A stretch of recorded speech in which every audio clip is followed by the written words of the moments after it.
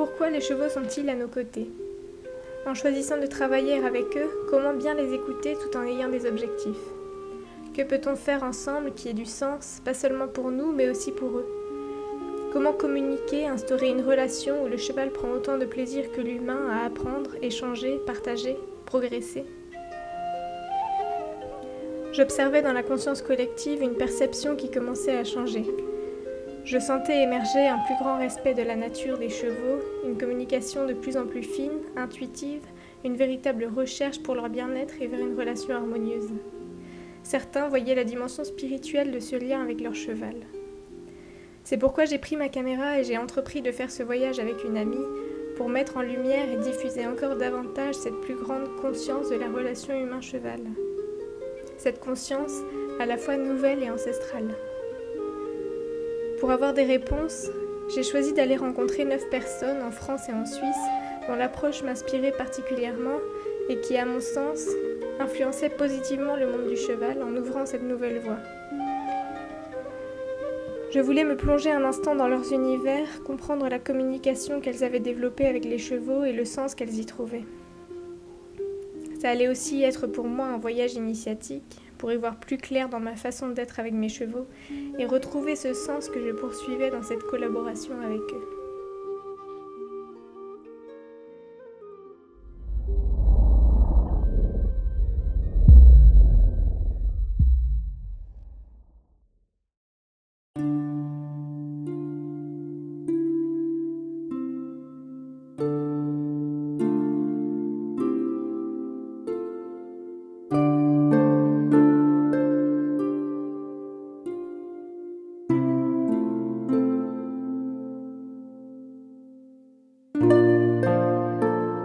Moi, ce que je veux avec les chevaux, c'est qu'il y a un plaisir partagé. Donc, je pars du principe que je vais leur demander des choses. Après, je ne veux pas qu'ils en pâtissent. Donc, j'essaie de faire en sorte qu'ils soient au mieux avec l'humain, d'un point de vue mental, dans le plaisir qu'ils peuvent prendre à travailler, dans la compréhension qu'ils vont avoir de ce qu'on va leur faire faire. Et du point de vue physique, donc essayer de développer au maximum leur capacité à nous porter, à être à l'aise dans l'effort. Du coup, l'idée, c'est de développer un partenariat avec le cheval, avoir un cheval qui ne subit pas, qui n'est pas passif dans le travail, mais au contraire qui devient acteur et qui participe. Alors, dans mon enseignement de tous les jours, en tout cas, je transmets des choses assez basiques pour moi. C'est-à-dire que ce que j'enseigne avant tout, c'est apprendre aux gens à utiliser correctement le renforcement négatif et le renforcement positif dans un second temps. Donc pour moi, ce sont des choses assez primaires qu'il faudrait que tout le monde maîtrise, mais que les gens sont très très loin de bien maîtriser. Donc ça, c'est ce que je transmets avant tout. Ce que j'aimerais bien transmettre plus, mais pour cela, il faudrait que les gens passent un petit peu un cap déjà dans la première étape, c'est justement toute la partie plus relationnelle avec l'animal. Donc ce n'est plus rester sur quelque chose de très, très scolaire dans la façon de faire, mais réussir à passer dans quelque chose de plus sympa, où justement le cheval va plus être dans une demande-réponse, mais dans quelque chose de plus participatif. J'enseigne un petit peu à 3 niveaux, donc j'enseigne d'abord tout ce qui est éducation de base, avoir un cheval qui se comporte correctement avec l'humain, qui est respectueux, qui est en confiance. Après, du coup, j'ai toute la partie plus travail en liberté, où on va plus vers la complicité. On essaye de développer un lien un petit peu plus fort avec le cheval, que ce soit à pied ou monté. Et après, j'ai encore un 3e niveau d'enseignement qui va être plus la partie dressage, développer le cheval de façon harmonieuse d'un point de vue physique, pour justement qu'il puisse être à la fois donc bien dans sa tête, ça c'est une chose, mais pas oublier le fait qu'il soit aussi bien dans son corps, parce que les deux forcément sont liés. Déjà, moi je pense que j'ai aucun problème à demander des choses aux chevaux dans mon éthique. Donc dans le fait d'exiger quelque chose d'un cheval, ça ne me pose aucun problème. Par contre, en contrepartie, je pense que je suis très positive et très reconnaissante de tout ce qu'ils peuvent me donner. Donc j'ai pas de mal à demander, mais pas de mal non plus à donner beaucoup en retour. que ce soit donc, du point de vue de la reconnaissance ou de ce que je peux leur apporter par ailleurs, friandises, gratouilles, temps passé avec eux. Donc je pense que c'est ce mix des deux qui fait qu'ils disent ok, il faut donner, mais c'est cool de donner parce qu'il y a toujours quelque chose en contrepartie. Et je pense que quand on met beaucoup de positif dans le travail, de toute façon, ils sont toujours d'accord de donner. De façon générale, j'ai toujours tendance à demander très peu en quantité, mais récompenser énormément. Donc ça fait des chevaux qui deviennent généreux parce qu'ils savent que je ne vais pas leur demander des choses qu'ils ne peuvent pas faire ou qui vont vraiment leur tirer dessus. Donc j'essaye d'équilibrer entre ce que je leur demande et ce que je leur offre en retour. Je vois de plus en plus de gens qui se questionnent sur le droit qu'on a de les travailler. Moi, je ne me pose pas vraiment cette question. Pour moi, au contraire, avec la vie qu'on peut leur donner aujourd'hui, bien souvent, ils n'ont pas ce qu'ils devraient avoir dans la nature. Même si on leur donne des prés de plusieurs hectares, ça ne remplacera jamais ce qu'ils pourraient avoir par ailleurs dans la nature. Donc pour moi, quand on les travaille, justement, on leur apporte quelque chose, on leur apporte une activité dans leur journée. Et si on se débrouille correctement, si on fait bien notre boulot, on peut leur apporter bien plus que ça, on peut leur apporter une vraie relation qui leur apporte quelque chose au quotidien et qui les aide à se dépasser et à aller plus loin. Donc pour moi, je trouve ça dommage de ne pas les travailler quand on en a l'occasion parce que on peut vraiment leur apporter. Si on part du principe qu'on va les déranger en les travaillant, oui, effectivement, on risque de les déranger. Si on part du principe qu'on va leur apporter quelque chose, derrière, ce sera forcément beaucoup plus positif des deux côtés. Je pense que ce que j'aime beaucoup avec les chevaux déjà, c'est le fait d'être dans l'instant présent.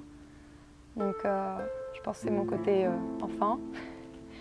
C'est le fait d'être à ce moment-là juste avec eux et avec un animal et s'exprimer justement pas forcément dans une communication toujours réfléchie et orale, mais justement dans quelque chose de plus animal. Donc j'aime être dans ce moment-là et ne plus penser à rien et m'exprimer un peu plus de façon instinctive. Après, j'adore les animaux et les chevaux, je les trouve très beaux. Et du coup, ce que j'aime dans le travail, et du coup, notamment à pied, mais monter aussi, ça va dans le même sens, mais ce que j'adore à pied, c'est les voir et essayer de faire ressortir ce qu'il y a de plus beau chez eux. Et quand ils sont hyper expressifs et qui montrent toutes leurs capacités niveau expression et physique, qui montrent leur qualité, je suis contente. Parce que j'adore quand ils sont beaux et qui montrent le maximum de beauté qu'ils ont en eux, mais réussir dans le travail justement à montrer toute la beauté qu'ils peuvent avoir en eux. Pour moi, le cheval, justement, c'est ce qui m'a aidé à me développer. Je pense être ce que je suis aujourd'hui, comme beaucoup de cavaliers ou en tout cas de propriétaires. Je pense que ça m'a donné énormément de confiance en moi, d'avoir un animal et de communiquer avec lui et de voir qu'on est capable de créer quelque chose sur le long terme. Je pense que moi, c'est quand je suis avec mes chevaux que j'ai le plus de confiance en moi. Donc, les chevaux, c'est une énorme partie de ma vie et tout ce que j'ai construit, du côté cheval ou à côté, tout est lié au cheval. Donc c'est vrai que le cheval, de toute façon, c'est le pilier de ma vie.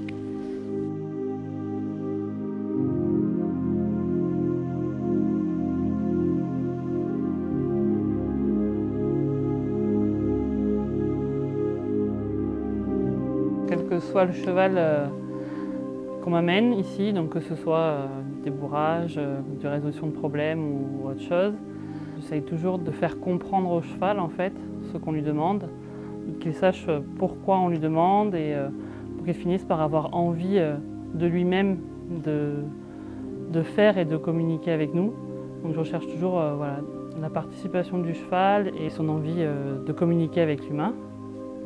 Je commence toujours au sol pour établir une communication avec le cheval. Pour qu'il y ait une communication, pour moi, il faut qu'il y ait du respect et de la confiance, et de manière bilatérale, c'est-à-dire que ce soit du cheval envers moi ou de moi envers le cheval. Sans avoir cette base de respect, la communication est difficile parce que le cheval ne cherche pas à avoir une relation avec l'humain. S'il n'y a pas de respect, c'est comme l'humain, pour moi, s'il ne respecte pas le cheval ne va pas chercher à avoir de respect. C'est un peu pareil à l'inverse. Je fais un peu de liberté aussi, toujours pour voir où j'en suis. Parce qu'en fait, sans longe, on a souvent un peu plus de vérité dans une carrière qui est grande en plus comme la nôtre. Tatou, c'est un étalon frison qui a maintenant 9 ans. Donc j'ai depuis qu'il a 3 ans et demi, mais que je connais depuis qu'il est poulain.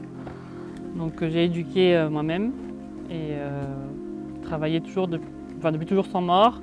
C'est un cheval très extraverti, qui aime faire des choses différentes, qui aime beaucoup voir d'autres chevaux, qui s'exprime beaucoup et avec lequel je fais un peu de tout. Donc il est un petit peu, je fais un peu de longue graine, de liberté, de dressage, de trek, de trail, d'extérieur. Voilà. J'essaye de varier de lui proposer plein de choses en fait et de voir qu'est-ce qui lui plaît à quel moment. Des moments j'ai beaucoup plus travaillé en liberté, d'autres moments je travaille beaucoup plus en dressage. Voilà, j'essaie de m'adapter à lui. Avec Tatou, on a quand même une relation qui est spéciale par rapport avec les autres chevaux. J'ai l'impression que la communication a toujours été assez facile. Tout s'est fait facilement et il m'a apporté beaucoup de choses dans ma vie en fait. Mais même en général, c'est lui qui m'a fait rencontrer plein de monde. C'est lui qui m'a appris à mieux parler cheval, à mieux communiquer avec les chevaux. Il m'a appris aussi à être plus précise dans ce que je demandais, dans mon travail en fait. Avant d'avoir Tatou, j'ai pas pris de cours, j'ai rien fait, je suis assez autodidacte avec lui. C'est ses réponses par rapport à mes demandes qui m'ont aidé à construire quelque chose et à mieux comprendre, je pense, les chevaux. Quand je parle d'une base de respect, je trouve qu'avec Tatou, c'était super important parce que si j'avais pas cette base-là, j'aurais pas la relation que j'ai avec lui. J'ai pas d'objectif précis en fait. Je cherche à ce que mon cheval il prenne du plaisir au travail et moi j'aime bien faire des choses différentes. En tout cas, lui, c'est ce qui lui correspond. C'est-à-dire qu'il n'aime pas la routine et faire toujours la même chose. Après, avec les chevaux que j'ai au travail, c'est un peu différent puisqu'ils sont là, donc il y a toujours un objectif. Donc pour moi, on peut construire une relation harmonieuse en leur donnant envie de travailler avec nous. Et donc c'est dans ce sens-là que je cherche toujours à aller avec les chevaux que j'ai ici. J'ai toujours été attirée par les chevaux depuis petite, alors que mes parents, personne dans ma famille côtoyait des chevaux. J'aime communiquer avec eux, j'aime ce qu'ils renvoient quand on demande quelque chose. Je trouve qu'ils sont assez justes dans le rapport avec l'humain. Ils sont miroir en fait de nous-mêmes, beaucoup. Quand je vois des propriétaires et leurs chevaux, souvent on connaît un peu le propriétaire à travers le cheval.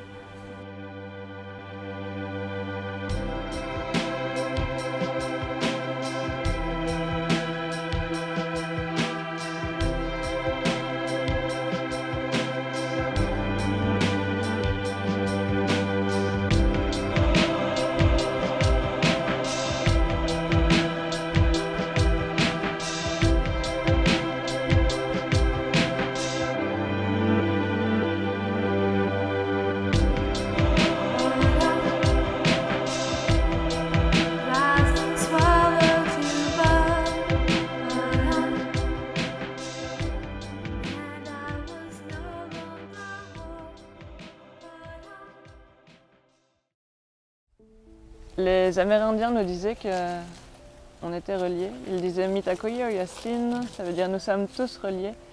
Et j'avais vraiment l'impression que dans notre société, tout était dissocié. Il y avait les animaux, il y avait les chiens, les chats, il y avait nous. Et qu'il n'y avait aucun lien qui existait entre les deux. Quand on regarde la nature, on voit qu'il n'y a aucune dissociation. C'est vraiment très mental d'instaurer des séparations. Quand les animaux nous disent qu'ils font partie de la nature, ils ne sont pas dissociés, ils sont pleinement dans cette nature. Un jour, j'ai rencontré la communication animale, on peut le dire comme ça. Une personne a fait une communication avec mon cheval et les premiers mots qu'il a utilisés ont été de dire que voilà, sa philosophie, c'était le maintenant, c'était l'instant présent. Du coup, mon chemin a commencé avec lui. Je méditais des heures dans le rond de longe, donc c'était très marrant puisque je m'asseyais au centre du rond de longe et il pouvait être à l'autre bout du champ. Il venait de lui-même rentrer dans le rond de longe et s'installer derrière moi. et méditer avec moi, j'ai envie de dire. Dès que je rentrais dans un état de méditation plus profond, dès que j'étais sur la bonne voie, il se couchait. Donc un jour, il est vraiment resté couché à côté de moi et j'ai compris que j'étais vraiment sur le bon chemin. Là, mon regard sur l'équitation a commencé à se transformer.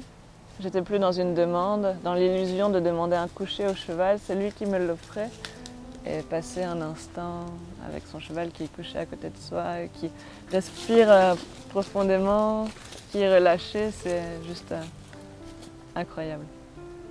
Il m'apprenait déjà beaucoup, mais j'avais qu'une impatience, c'était de recevoir ses messages. J'étais persuadée qu'il pouvait me dire quelque chose parce qu'il communiquait avec d'autres personnes, alors pourquoi pas moi.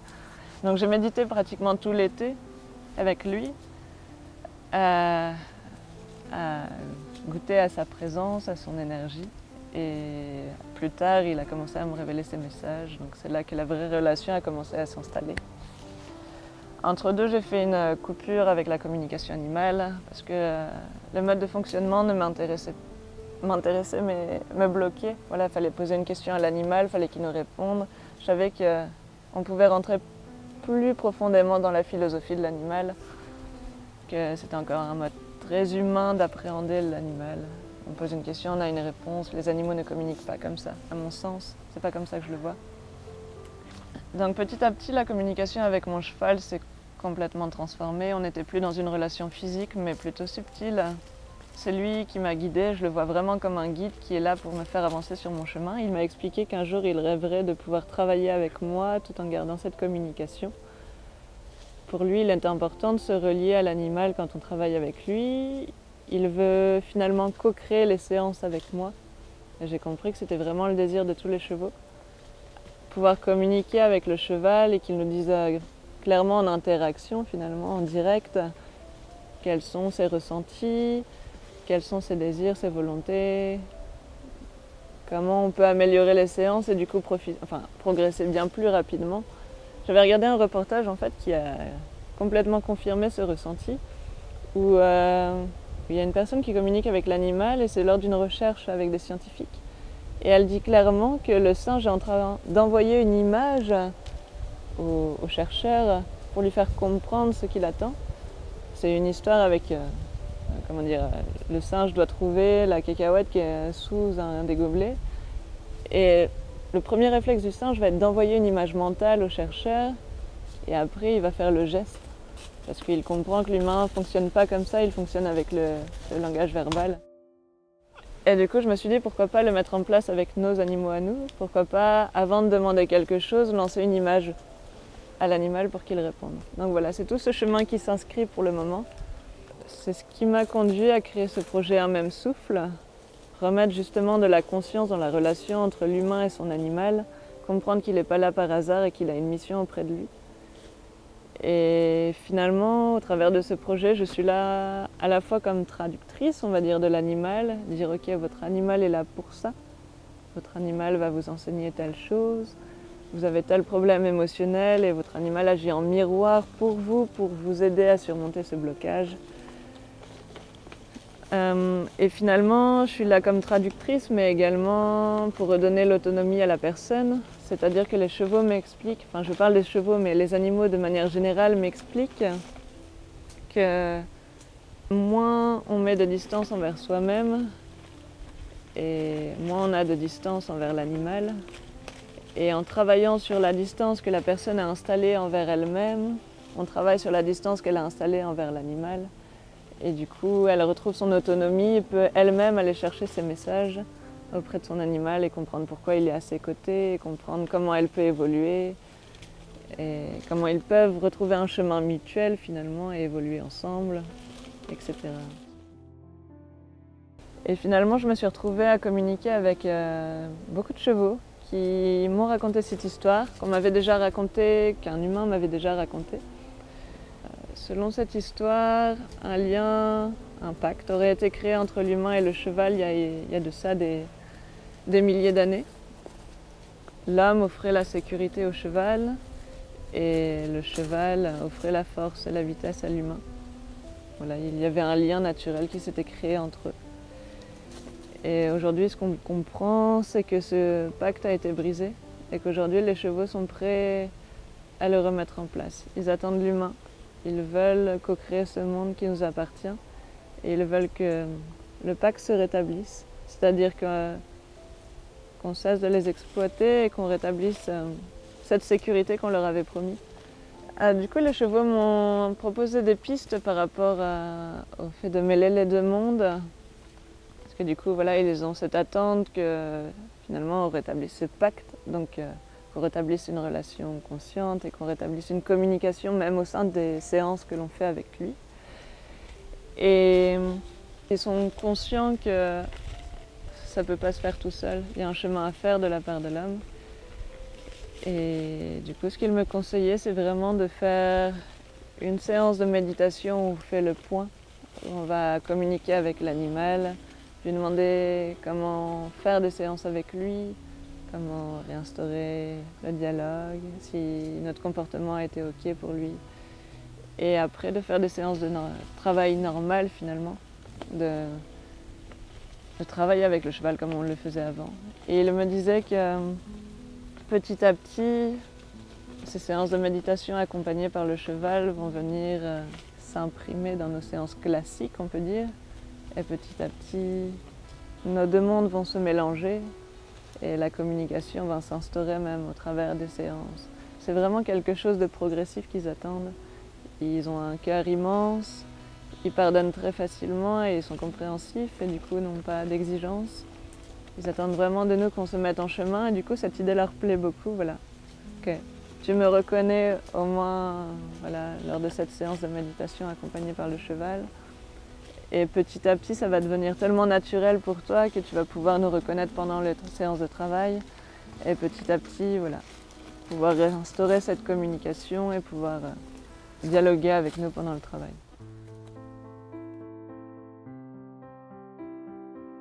Je pense que le terme adapté pour moi, c'est la simplicité et l'authenticité. C'est-à-dire que depuis que je suis toute petite, en fait, je suis poussée par cette idée de comment on peut faire pour améliorer les choses, pour rendre les choses plus agréables pour l'humain et pour le cheval. Et ça m'a poussée à faire plein de recherches diverses et variées, que ce soit par des formations actées ou par des lectures, par des rencontres, juste des échanges avec certaines personnes. Des fois, un échange de 5 minutes est plus intéressant et plus complet en fait que des lectures pendant des mois et des mois. Après au quotidien, ça s'exprime par le respect en fait des besoins de chacun. Mais j'essaie de faire au mieux avec les moyens matériels, financiers et ainsi de suite que j'ai pour leur apporter des conditions de vie qui sont les plus proches de l'humain. Et j'essaie concrètement de les laisser vivre leur vie de cheval. C'est-à-dire que voilà, des petits temps comme on a fait ce matin où je vais les voir auprès, je les gratouille, je vérifie que tout le monde va bien. Et puis, voilà, s'il y en a un qui a un petit peu l'estomac lourd, eh ben, je vais lui mettre un peu les mains sur l'estomac. Si l'âne demande un massage de son dos, ben, je lui fais son massage de son dos. Voilà. Comme à la maison, mes chevaux ont exprimé clairement le besoin de ne pas travailler, le travail n'est pas obligatoire et n'est pas indispensable. Je pense que l'événement qui a changé tout, c'est l'achat de mon premier cheval, de mon vieux cachou qui a une trentaine d'années maintenant, qui m'a amené vers cette autre chose, c'est-à-dire que lui ne convenait pas à l'utilisation qu'on pouvait avoir et attendre d'un cheval en centre équestre en fait. Et donc très rapidement, je me suis retrouvée dans une pension familiale où il n'y avait pas de moniteur, où je faisais beaucoup d'extérieur avec lui en fait. Et c'est lui qui m'emmenait sur le plan équestre à explorer des choses. J'ai continué à me former bien évidemment sur le plan technique et puis en 2003 il est tombé malade, très malade. Et là je me suis ouverte aux soins en fait. Donc j'ai fait des expériences, voilà, on dira ça comme ça. Et c'est vrai qu'il m'a amené cette ouverture. En fait c'est mes chevaux qui m'ont fait changer de cap à chaque fois. C'est l'arrivée de mes chevaux qui m'emmènent toujours vers du plus fin, du plus subtil, du plus... de l'autre en fait, c'est autre chose et c'est pas rechercher la vérité, c'est rechercher une vérité qui me correspond à moi, qui leur correspond à eux en tant qu'individus et pour le coup qui correspond à la relation que j'ai avec chacun d'entre eux. Je ne suis pas pareil, je n'interagis pas de la même manière que ce soit avec Loulou, mon âne, avec Cachou, mon vieux cheval, avec Falcor, mon vieux trotteur, avec Twister, le jeune trotteur, ou avec Larès, mon anglo. C'est vraiment, c'est chacun au quotidien. Alors, comme tout le monde, je fais des erreurs, je les assume. L'idée, c'est de ne pas rechercher la perfection, c'est de rechercher l'équilibre. Dans mon approche, en tout cas, c'est ça. C'est chercher cette notion d'équilibre. Qu'elle soit dans l'acte équestre, donc dans le travail du cheval, ou qu'elle soit dans le quotidien, l'équilibre dans la santé, l'équilibre dans l'émotionnel, dans l'environnement, puisque le Paddock Paradise dans lequel ils évoluent est aussi organisé de manière à ce que l'environnement y trouve un équilibre, que les chevaux ne soient pas une charge trop importante pour l'espace. Donc voilà. Je ne cherche pas forcément de sens en fait, c'est comme ça. J'ai eu pendant longtemps été impactée par le regard que les autres ont sur mes relations à mes chevaux, sur les attentes qu'ils projettent en fonction de leurs besoins à eux. Et puis un jour, je me suis détachée de tout ça. J'ai écouté mes chevaux et j'ai fait en fonction de ce qu'ils me disaient, de ce que je ressentais. Et pour le coup, le sens, c'est juste, on en revient à cette notion d'équilibre, que ce soit fluide et équilibré.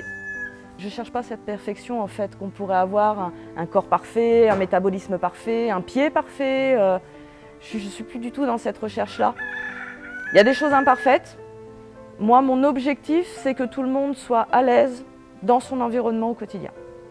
Mes chevaux sont des compagnons de vie, je pense, et je les considère vraiment de la même manière que des humains qui viennent, voilà.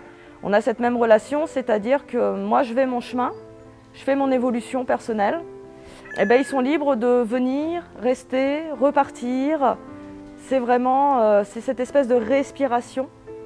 Après, dans le symbolisme, je pourrais partir dans les clichés que le cheval c'est la liberté, c'est la force. Mes chevaux, ce sont mes amis. Voilà. J'ai confiance en eux. J'espère et j'aime croire qu'ils ont confiance en moi. J'en sais rien en fait, il faudrait leur demander à eux pour le coup. Mais j'ai confiance en eux et vraiment ils ont une liberté de parole et de communication complète et totale. C'est-à-dire que régulièrement je fais des communications animales avec eux, avec des personnes extérieures, pour que ce soit le plus juste possible. Et dans ces communications, c'est jamais est-ce que le tapis préfère le rose ou le bleu, par exemple. Je donne un exemple voilà, très, très bateau.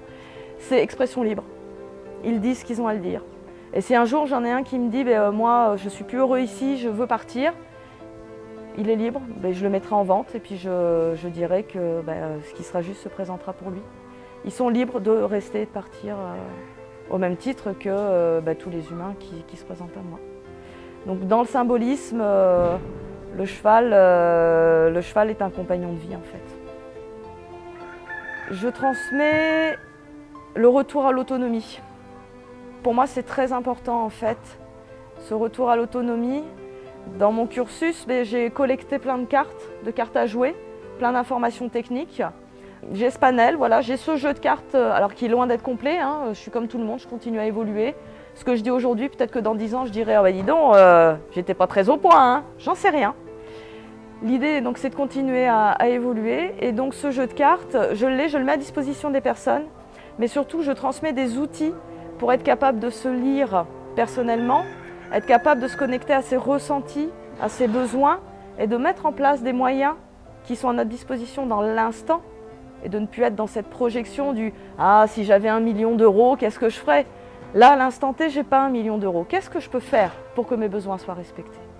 Et c'est ça que j'apporte aux personnes, je pense, hein, avec humilité, parce que c'est toujours à hauteur de mon expérience. Je ne vais pas toucher des choses que je n'ai pas vécues. De toute manière, j'attire des personnes qui ont des schémas de fonctionnement similaires à ceux que j'ai ou que j'avais.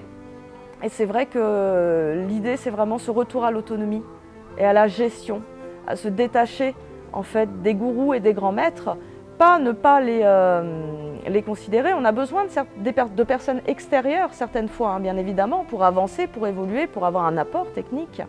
Mais l'idée, c'est d'être capable de revenir sur une critique, et la critique au sens propre du terme, pas le jugement, c'est-à-dire l'esprit critique. Être capable de faire un bilan, de poser, voilà, il y a telle information, celle-ci me parle maintenant, celle-ci je ne sais pas trop, je la garde dans un coin, et celle-ci, non, vraiment, ça ne correspond pas à mon état d'être, à mon esprit, donc je la laisse de côté. Et si à un moment, c'est juste dans mon avenir de la mettre en place, elle me sera représentée. Là, ce matin, je discutais avec un de mes chevaux et il me disait qu'il était peut-être éventuellement temps d'arrêter de se regarder le nombril avec le cerveau, mais juste d'ouvrir son cœur. Donc la citation est de l'Arès. Il faut vraiment rendre à César ce qui est à César. Voilà. Donc arrêtons de nous regarder le nombril avec notre cerveau et ouvrons notre cœur et le reste viendra ce qui viendra.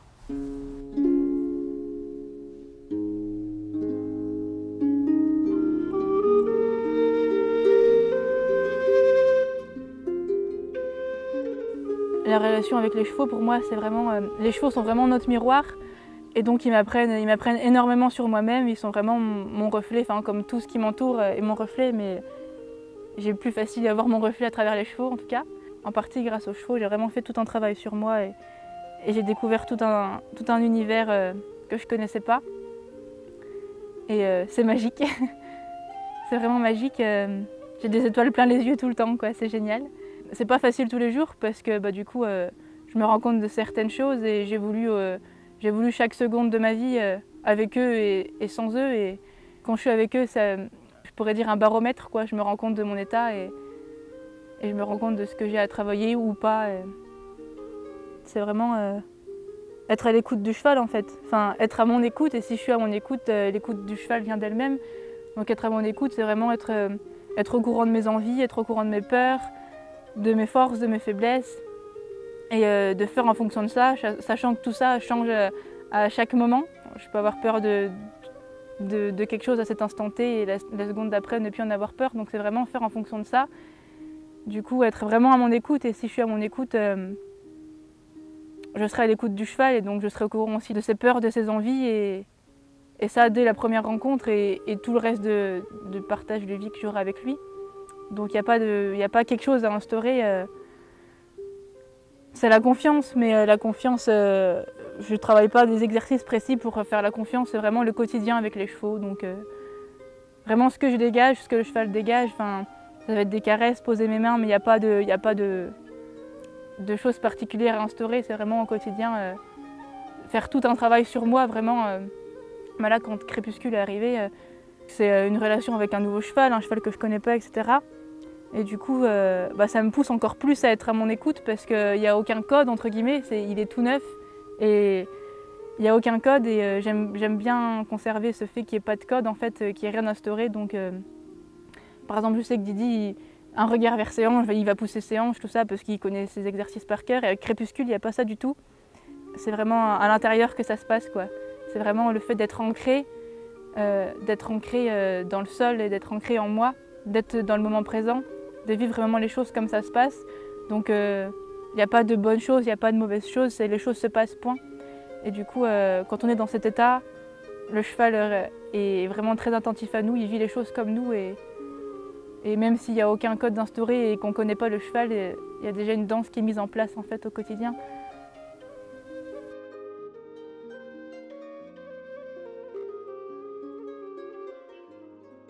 Pour moi, c'est mon miroir, c'est le miroir du monde dans lequel on vit, c'est le miroir de la société, c'est le miroir de tout, c'est le miroir de l'univers en fait. Un cheval, c'est quelque chose. C'est vraiment puissant et en tout cas sur moi, ça a vraiment un effet puissant et magique. Et mes chevaux sont vraiment mes amis, mes guides et mes compagnons de vie au quotidien, quoi. Et je ne me verrais pas vivre sans chevaux. Ou sans animal tout court, quoi. Et en plus, grâce à eux, on a un cadre magnifique, quoi. Grâce à eux. À travers eux, on vit des expériences vraiment géniales et c'est aussi grâce à eux que je rencontre des gens super. Ils me font voyager dans tous les sens du terme, quoi. Donc, ils me font voyager à travers les balades et tout ça, mais vraiment, surtout un voyage intérieur. Et voilà, ils me font tous les jours aller de plus en plus loin sur ce voyage. J'adore passer du temps avec eux au pré, rien faire, entre guillemets, vraiment vivre le quotidien avec eux. Et j'adore aussi travailler, c'est pas le mot qui convient, mais j'adore danser avec eux, j'adore avoir des expériences, avoir des échanges un peu plus poussés entre guillemets avec eux. Et donc c'est exactement la même chose qu'au quotidien en fait. Des fois c'est mon envie, donc j'ai envie, donc je vais chercher le cheval et en fonction de ce qu'il a envie aussi, on fait ou pas. Mais j'écoute vraiment mes envies, donc si j'ai envie de travailler mon cheval et qu'il est en train de faire la sieste au pré, bah ça va être en fonction du moment, mais si j'ai envie, on va faire quoi, et on va faire ce qu'il me propose. J'adore le dressage, donc j'aimerais bien un jour aller loin, avec Didi en dressage en tout cas, et avec tous mes chevaux en fait, parce que c'est vraiment une danse et c'est vraiment un échange magique. Il faut vraiment être très très à l'écoute de l'autre, et il faut qu'il ait aussi envie, lui, il faut avoir son accord entre guillemets. Donc on ne peut pas du tout forcer les choses, et c'est pas en instaurant tel code, donc un regard ou un petit coup de stick là, le cheval va faire un mouvement. C'est vraiment pas comme ça que je vois la chose, c'est vraiment un échange mutuel, enfin vraiment comme deux humains qui dansent quoi. Du coup il faut vraiment qu'il ait envie aussi et qu'il soit prêt pour ça. Et sinon les balades etc. Mais pour moi c'est vraiment pas du travail, ça fait vraiment partie du quotidien. Ils me proposent régulièrement, ils attendent à la porte, balade, travail, et donc on y va, on fait.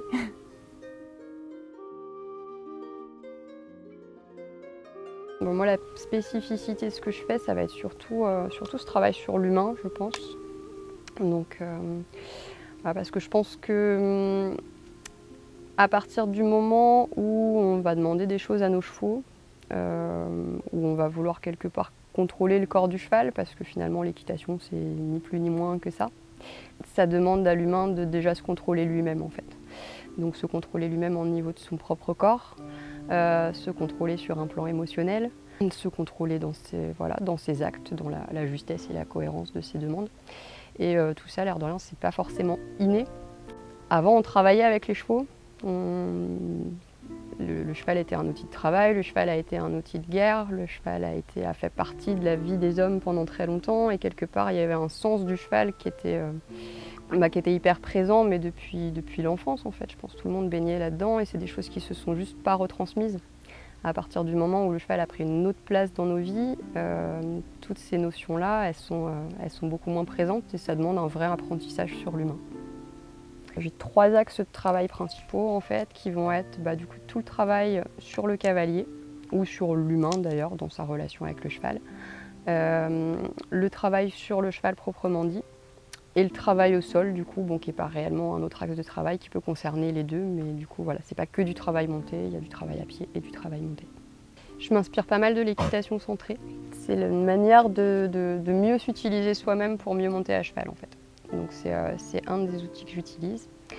Je me suis pas mal inspirée, du coup, d'autres méthodes basées beaucoup sur le travail corporel, sur le travail de l'axe.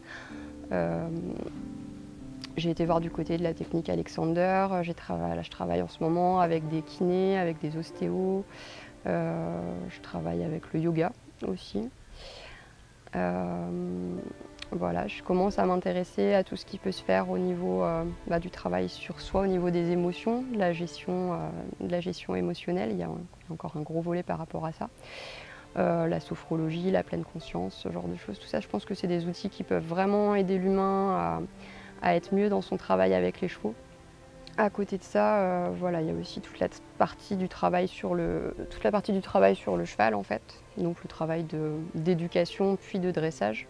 Je pense que quels qu'en soient les objectifs qu'on a avec son cheval, à un moment donné, c'est important de se plonger dessus en fait, pour des raisons de sécurité d'une part, et pour des raisons tout simplement de son bien-être à lui et le bien-être de la relation de l'autre part. Parce que le cheval n'est pas fait pour nous porter à la base. Que du coup le fait de monter dessus, ça va induire que physiquement il faut le préparer, il faut qu'il puisse le faire sans que ce soit douloureux pour lui, sans que ce soit compliqué. Et du coup ça à un moment donné ça demande de poser un travail dessus, d'aller l'assouplir, d'aller le gymnastiquer, d'aller lui donner du renforcement musculaire pour qu'il puisse faire ce qu'on lui demande sans douleur et sans que ça génère de défense. Les défenses, elles viennent à partir du moment où le cheval n'est pas prêt, où il ne comprend pas. Donc c'est à nous l'humain, qu'incombe la responsabilité de le préparer à ça pour qu'il puisse bien le vivre, tout simplement. Déjà, ça passe par des conditions de vie, être capable de leur offrir des conditions de vie de cheval, c'est-à-dire une vie en troupeau avec des congénères, c'est-à-dire une alimentation qui est adaptée, du matériel qui est adapté, déjà ça.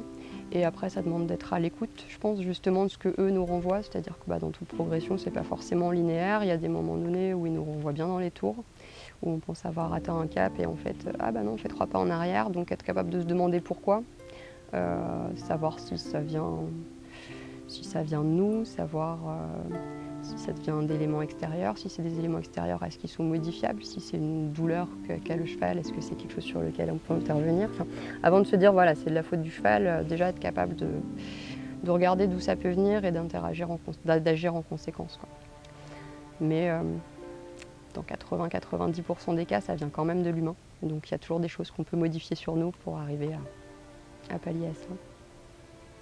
Je pense qu'il faut être curieux, rester ouvert d'esprit et garder un esprit critique. C'est-à-dire que dans le milieu du cheval, comme dans beaucoup de milieux, on a tendance à nous asséner des grandes vérités universelles et des grandes querelles de chapelle où on va dire c'est comme ci, c'est comme ça, c'est pas autrement. Je pense que si, tous les points de vue sont bons à entendre, mais il faut se faire confiance et puis surtout expérimenter et voir ce qui convient à nos chevaux et à nous-mêmes. Et voilà, pas hésiter à aller voir à différents endroits et à se faire sa propre idée avant de tout prendre pour argent comptant. J'y trouve du bien-être dans un premier temps. Et j'y trouve aussi quelque chose qui m'a aidé à grandir, à devenir un meilleur humain. Parce que à partir du moment où on les écoute, où on est attentif à ce que eux nous renvoient, on commence à travailler sur soi. Donc du coup ça impacte tout. Ça impacte la relation qu'on a en soi-même, ça impacte la relation qu'on a avec les autres. Ça ouvre des questions, on se remet en question, on cherche d'autres voies, on explore d'autres choses parce qu'on a envie de faire mieux. Et du coup, on s'ouvre des portes et on avance dans la vie.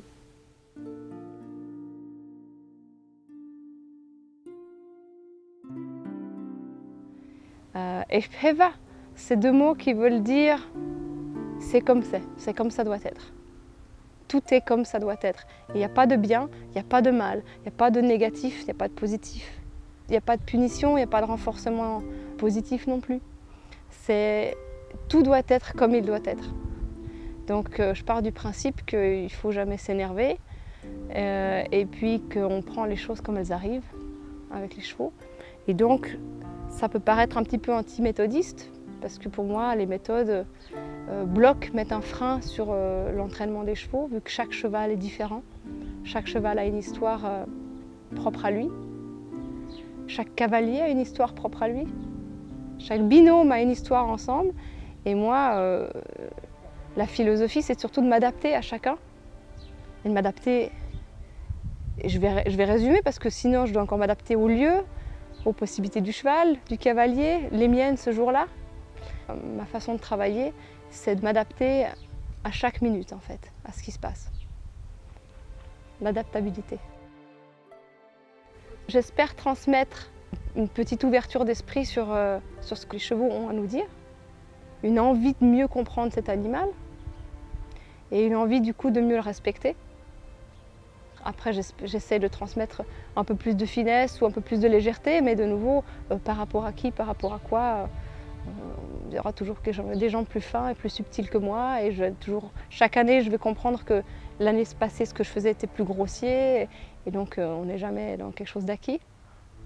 Alors, ce que j'espère enseigner, c'est le calme, la patience, la constance, pour que les chevaux comprennent un peu plus clair, et essaient d'y voir un peu plus clair dans notre manière de gesticuler autour d'eux. Communication harmonieuse, je tends à l'avoir. Je ne suis pas sûre de l'avoir encore. Mais pour moi, l'harmonie, c'est comme je disais, c'est d'être dans l'équilibre, dans cet équilibre au sens propre et figuré, c'est-à-dire savoir gérer la force et la douceur, la fermeté et l'amour. Enfin, c'est un grand mélange comme ça. C'est pas toujours évident, vu mon travail, vu qu'on m'amène des chevaux vraiment torturés. Et que des fois, les premiers jours qu'on m'amène un cheval, le cheval se retrouve confronté à cette violence. Moi, je fais miroir.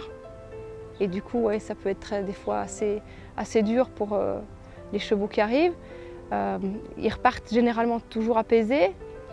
Mais la difficulté, c'est d'avoir assez de temps pour y arriver, pour avoir cet apaisement. C'est que les gens m'amènent les chevaux peu de temps par rapport à des traumatismes lourds. Des fois j'ai des problèmes de conscience, des fois il faut aller plus vite que la musique, des fois il faut savoir brûler des étapes pour convaincre les propriétaires de laisser le cheval plus longtemps, pour pouvoir nettoyer d'autres choses. Donc c'est très complexe. Aussi, la communication et la relation passent avant tout dans mon travail. Donc du moment que je n'ai pas établi la communication, je ne peux pas établir la relation. Donc la communication, c'est avant tout. Travail d'attention, lecture inverse, voilà, calmer le cheval. Ensuite, je vais passer dans cette phase de relationnel. Du moment qu'il m'écoute, on peut commencer à discuter, on peut commencer à rentrer en communication. Et là, je vais essayer d'établir un nouvel alphabet, tout neuf, tout propre, pour qu'il comprenne ce que je veux de lui. Et de cet alphabet, je fabrique des mots et ensuite des phrases pour commencer à communiquer et lui enseigner ce que j'ai besoin de lui enseigner. Donc c'est tout un processus. C'est une évidence. Sans relationnel, je ne peux pas rentrer en communication avec mon patient pour le remettre en confiance et nettoyer ses traumatismes. Ce n'est pas avec des heures de travail et du conditionnement par-dessus que je vais nettoyer ces traumatismes. Je vais vraiment aller en profondeur, les enlever, les nettoyer, remettre les bases propres, neuves et reconstruire par-dessus. Donc ça me prend un peu plus de temps qu'à l'époque, quand je travaillais un peu plus vite, j'avais tendance à rajouter du dressage ou du conditionnement par-dessus et laisser un peu certains vieux traumatismes au fond. Alors maintenant, je travaille vraiment différemment, je vais chercher la source, travailler, nettoyer un petit peu ces traumas pour pouvoir reconstruire sur des bases saines. Et puis, ce qui est aussi très important, c'est la confiance avec le cavalier, c'est-à-dire qu'il faut aussi que je travaille énormément sur le travail avec le propriétaire ou le cavalier du cheval. Et ça, c'est pas toujours le plus simple. Donc, je commence par faire en sorte que le cheval ait confiance en moi. Et une fois qu'il a réappris à faire confiance en l'humain, entre guillemets, je fais le transfert sur le propriétaire, progressivement, pour qu'il ait après une habitude de confiance envers chaque humain. Mais après, il faut aussi éduquer le propriétaire pour qu'il ne casse pas les règles de confiance une fois parti d'ici. C'est un gros animal de proie. Le cheval est un gros animal de proie qu'on a cesse d'embêter. Moi, comme je le vois, c'est un animal fascinant, qui est étonnant par sa force et par sa souffrance silencieuse.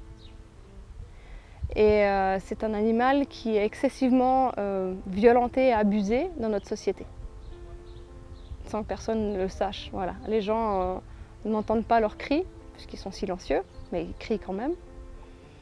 Et je pense que c'est un animal fascinant de par sa souffrance, ouais, et tout ce qu'il a à nous dire, et de sa subtilité.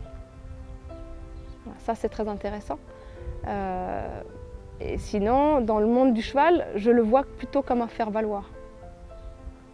Je vois comme cet animal comme un énorme faire-valoir dans une société et il en souffre énormément. Je suis attirée par le cheval étant une personne ayant beaucoup souffert, jeune. Forcément, il y a un transfert. On se dit, bah, ces animaux, ils souffrent, ils sont mal compris, tout comme moi. Je pense que beaucoup de cavaliers se retrouveront dans ces mots. Et du coup, on a envie de les comprendre, on a envie de les aider. Et c'est là où il faut faire attention. Le piège, c'est de ne pas tomber dans le dressage où on commence à les soumettre à nos désirs égoïstes sans se remettre en question. Ou si on continue dans cette trajectoire de vraiment essayer d'aller les comprendre, les écouter. Voilà, si on a envie de les garder comme faire-valoir, on ne va pas se remettre en question et on ne va pas changer trop de méthode dans sa vie de cavalier.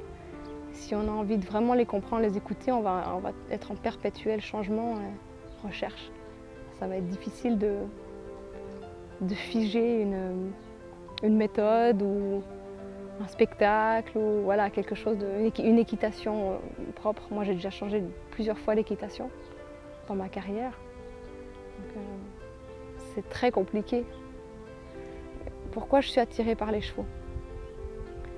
Je pense qu'au départ, un peu par conditionnement social, comme toutes les petites filles. Et ensuite, moi j'étais attirée par tous les animaux en général. J'ai toujours été fascinée par les cochons, les poules, les serpents, les araignées, Moi, tout me fascine. J'étais fascinée par le cheval, mais pas plus qu'un autre animal. J'y travaille parce que c'est là qu'il y a du travail. Parce qu'on a tendance à foutre la paix aux araignées ou alors on les écrase d'un coup de savate. Et elles n'ont pas des problèmes très longtemps. Et puis elles ne rapportent pas d'argent, il n'y a pas de business, il n'y a pas toute une industrie autour de l'araignée. Il y a une grosse industrie autour du cheval. Donc si on a un animal que j'ai vraiment envie d'aider, c'est lui. Ce serait des chameaux, j'aurais choisi les chameaux.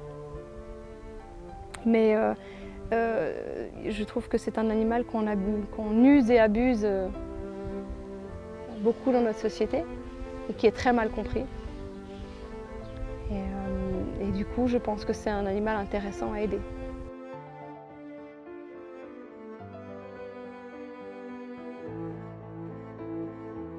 Vision Pure, c'est un lieu où les gens peuvent retrouver leur propre vérité à eux, leur puissance et surtout leur confiance en eux. Nous avons un leitmotiv qui s'appelle Taos, transparente, authentique, humble, ouvert et sécure. Et probablement là-dedans, tout est dit, avec un grand dash sur l'humilité, parce que l'expérience se passe effectivement entre le client et le cheval. Le praticien ou moi sont là pour assurer le cadre sécurisant qui permet cette prise de conscience. Je crois la chose la plus importante, c'est que nous transmettons que c'est possible. Un changement est possible, un épanouissement est possible. Ouvrir l'esprit, sortir de ses croyances limitantes, c'est possible. Je crois que c'est essentiellement ça. On plante une graine qui finalement permet à la personne de faire son chemin et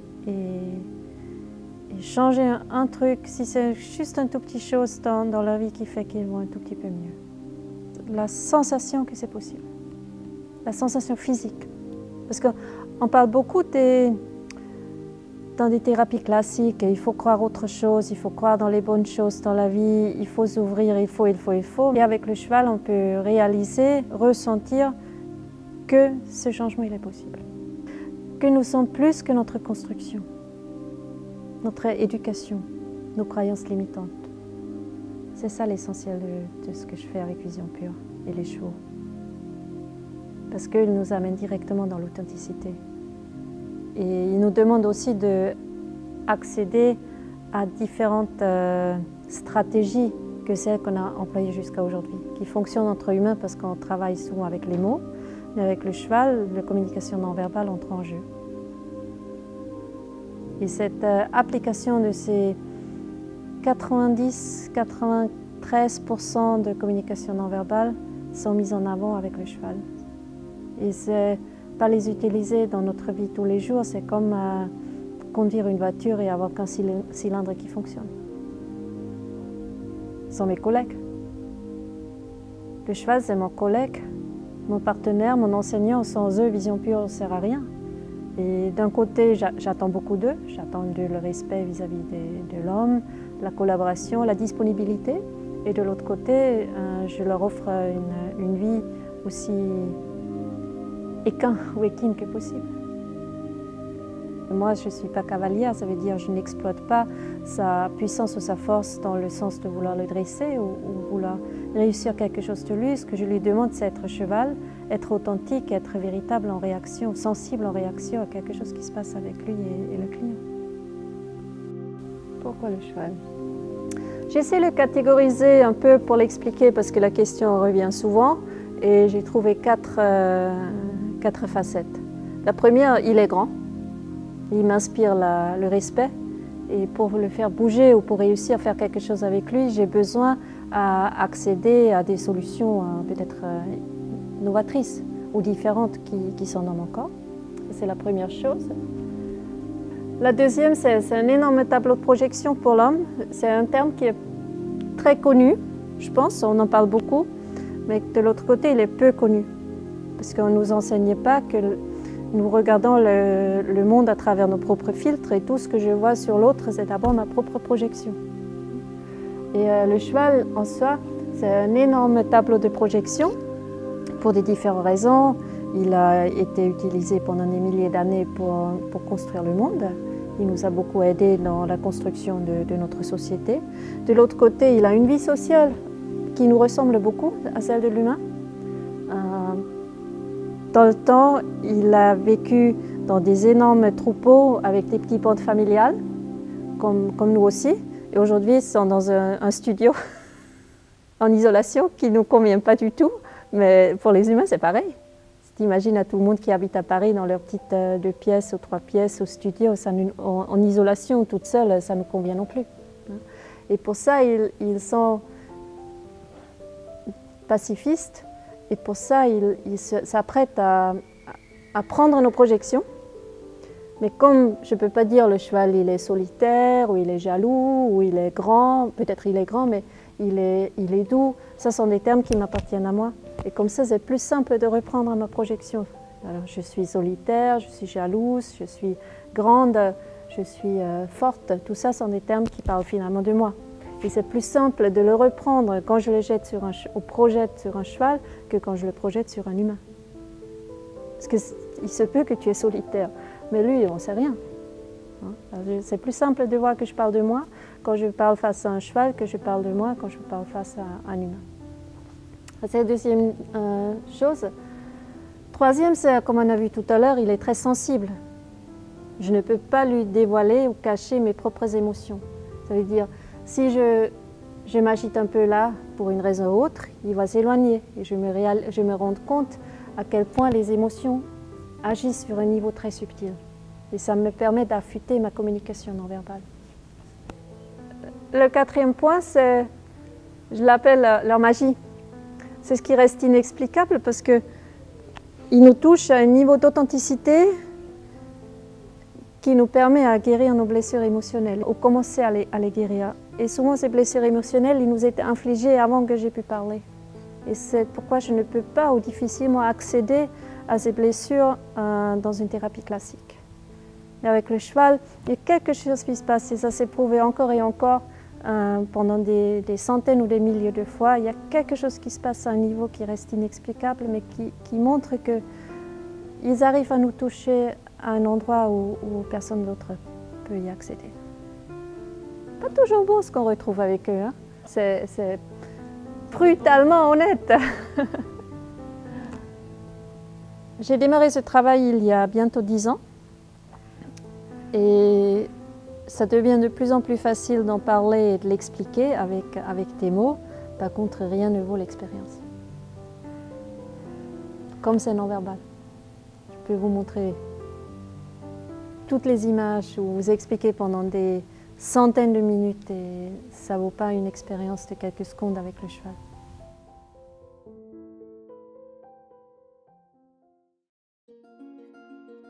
Oh, l'humilité, ça c'est vraiment le premier mot qui me vient.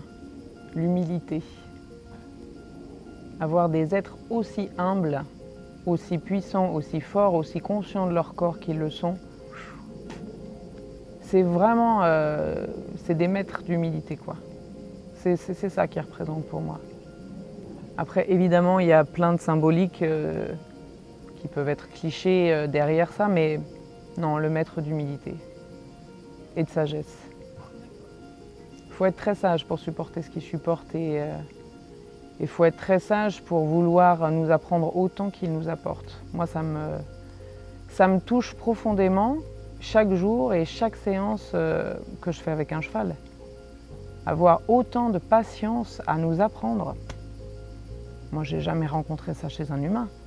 Ou alors un grand maître des arts martiaux que j'ai jamais rencontré encore. Mais il doit y en avoir. J'ai des programmes et des ambitions qui vont être très malléables selon ce que le cheval va être en capacité de faire le jour même. Pour moi, ce qui est important en priorité, c'est un rapport de confiance. Sans ce rapport-là, pour moi, il n'y a rien qui est possible. La confiance dans le calme, dans la constance, c'est au moins ce que nous demandent les chevaux. C'est pas facile. Ça demande beaucoup de pratique. Il y a des gens qui l'ont de façon innée, il y en a très très peu. Nous, les humains, on a des humeurs qui sont très changeantes et très influençables par le monde extérieur. Les chevaux, ils peuvent changer très rapidement d'humeur, mais retomber très vite aussi et redevenir très stables. Donc par ça aussi, ils sont un exemple. Et mon travail, il est très varié. Il est principalement centré sur le travail à pied, le travail en liberté, le travail à la longe, aux longues graines, en extérieur. C'est très important pour moi, j'aime beaucoup aller dehors. Dresser dehors, travailler à pied dehors, travailler dans la forêt le matin. La plupart des chevaux vont travailler jusqu'à la haute école. Et certains vont pouvoir travailler en liberté montée aussi également. En liberté à pied, en liberté montée, en licol et harnaché. Voilà, ce que je recherche, c'est une polyvalence entière, la plus complète possible pour faire travailler aussi mes cavaliers, mes élèves, pour qu'ils puissent travailler d'abord leur position, hein, ça va vraiment être la première étape, et ensuite travailler la technique s'ils ont envie de quelque chose de plus technique et de plus pointu, une recherche plus dirigée vers l'art équestre. Ça nous rend plus humains. Je trouve que c'est grâce à eux qu'on est plus humains en fait. C'est souvent pas par hasard qu'on va vers le cheval. Moi étant gamine, j'avais beaucoup de mal avec les autres. J'étais dans mon univers très rêveuse. Et le cheval, la relation avec le cheval, c'est aussi le monde du silence. Alors tous les solitaires et ceux qui aiment bien la solitude, ça nous va bien. Et dans le silence, il se dit tellement de choses, c'est vraiment agréable. Après, les chevaux nous permettent, pour moi en tout cas, pour ma part, les chevaux me permettent de mieux comprendre les humains. Ça, c'est très net. Et ils nous rendent meilleurs. Quand on a des objectifs à atteindre, des objectifs personnels à atteindre, les chevaux ont une capacité à nous rendre meilleurs si on sait les écouter qui est vraiment puissante, très forte. Et puis c'est une relation qui nous rend performants dans l'observation. Je pense que tous les animaux sont comme ça, mais on peut passer des heures à les observer. Et il se passe toujours quelque chose en fait. Et c'est jamais lassant, un cheval ne nous lasse jamais. Et on peut recevoir tellement d'informations dans ce monde du silence et du mouvement, parce que le cheval c'est aussi le mouvement. Et ça nous aide, oui vraiment, ça nous aide à mieux comprendre aussi les gens, les autres animaux. Je crois que la relation avec le cheval, c'est ce qui nous apprend d'abord à observer avant d'agir. Observation, analyse, action ou interaction, c'est vraiment les principaux apprentissages de la relation avec le cheval. Évidemment, c'est une relation d'écoute, principalement. Le cheval nous écoute en permanence, il réclame cette écoute-là aussi de notre part. C'est une relation d'échange, après on peut dire plein de choses. Je pense qu'il y a plein de gens qui ne sont pas d'accord avec ça parce qu'on monte sur un animal. Il y a des gens qui penseraient que cet animal est esclave de l'humain. Oui, sûrement, peut-être, je ne sais pas, j'ai pas d'avis là-dessus en fait. En tout cas, c'est sûr que c'est eux qui nous servent à gagner notre vie, mais je pense qu'on peut le faire de manière déjà la plus proche de son intégrité, puis apprendre à les écouter parce que ce que je disais tout à l'heure, c'est qu'il n'y avait aucune vérité. À partir du moment où il y a une domestication, il n'y a aucune vérité en fait, parce que l'homme agit de façon à changer complètement le cours des choses. Quand on est professionnel, on peut comparer ça à un jardinier en fait. On peut penser qu'on est botaniste d'abord, et puis au fur et à mesure des années, on se rend compte qu'on est un jardinier et pas un botaniste. Et la relation avec le cheval, elle nous amène à ça. À faire des petites choses, des petites choses, des petites choses, puis qui deviennent des grandes choses par la suite. Et au début, on a beaucoup d'ambition, on pense qu'il faut aller très loin, très fort. Et en fait, on se rend compte que c'est pas par là qu'il faut passer. Et que les grands objectifs, ça se fait par des toutes petites choses. La valorisation du petit. Les retours que j'ai, c'est une prise de conscience. Ce qui est vraiment le principal de mon enseignement, c'est le savoir-être. C'est son propre comportement par rapport au cheval. Forcément, c'est par rapport aux autres aussi. Ça change notre comportement avec les autres humains. le savoir-être. Toujours se repositionner. Développer son observation, développer son écoute, le non-jugement. Ça, c'est quelque chose qui est très difficile pour l'humain, pour notre éducation. On est dans un monde de jugement en permanence. Dans cette éducation sociétale, ça peut être aussi une éducation parentale, mais elle est d'abord sociétale. Tout est sur le jugement, basé sur le jugement de ce qu'il faut faire, pas faire, de ce qu'on a le droit de faire ou pas faire. Le cheval, il n'a aucun jugement. Donc j'essaie vraiment de pas juger mes élèves et de valoriser leurs qualités, leurs atouts, parce que le cheval, il est là pour ça aussi. Valoriser ce que chacun a de meilleur en soi. La ligne directrice de mon enseignement, c'est ça, valoriser ça. Et puis apprendre à tempérer et surtout voilà, à ne pas se juger. Parce que quand on se juge, ça ne rend pas du tout service ni à l'humain qui travaille avec le cheval, ni au cheval qui travaille avec l'humain. La dévalorisation, ça ne sert à rien. C'est toujours l'observation, l'analyse qui va faire quelque chose, qui va permettre à l'élève de réagir de façon la plus juste possible en fait. Parce que ce qu'on recherche tous, c'est la justesse dans l'équitation, être le plus juste possible à l'instant présent. Je crois que c'est ça que j'ai envie d'enseigner le plus et de transmettre le plus. Après, au travers de différentes pratiques, ça va toujours être la même ligne directrice. L'Eki-Hatha, c'est Eki pour le cheval et Hatha, ça vient du sanskrit qui veut dire le jour et la nuit. Tout ce qui est une continuité, tout ce qui est incessant en fait.